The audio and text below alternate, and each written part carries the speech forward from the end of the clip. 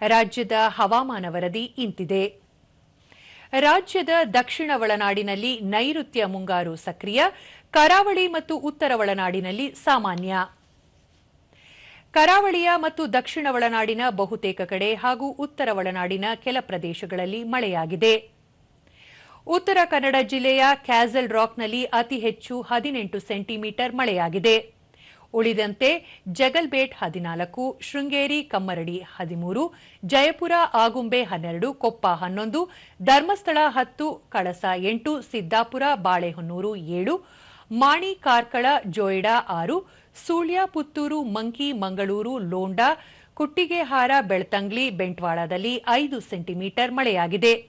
ಮುನ್ಸೂಚನೆಯಂತೆ ಮುಂದಿನ 7 ದಿನಗಳ ಕಾಲ ರಾಜ್ಯದ ಕೆಲ ಪ್ರದೇಶಗಳಲ್ಲಿ ಭಾರೀ ಮಳೆಯಾಗುವ ನಿರೀಕ್ಷೆ. ಕರಾವಳಿ ತೀರ ಪ್ರದೇಶದಲ್ಲಿ ಗಂಟೆಗೆ 40 ರಿಂದ 60 ಕಿಲೋಮೀಟರ್ ವೇಗದಲ್ಲಿ ಗಾಳಿ ಬೀಸುತ್ತಿದ್ದು, ಮೀನುಗಾರರು ಸಮುದ್ರಕ್ಕೆ ಇಳಿಯದಂತೆ ಮುನ್ಸೂಚನೆ ನೀಡಲಾಗಿದೆ. ಬೆಂಗಳೂರು ಸುತ್ತಮುತ್ತ ಸಾಮಾನ್ಯವಾಗಿ ಮೋಡ ಕವಿದ ವಾತಾವರಣ, ಹಗುರ ಮಳೆ ನಿರೀಕ್ಷೆ. ಗರಿಷ್ಠ 25, ಕನಿಷ್ಠ 20 ಡಿಗ್ರಿ ಸೆಲ್ಸಿಯಸ್ ತಾಪಮಾನ ದಾಖಲು ನಿರೀಕ್ಷೆ.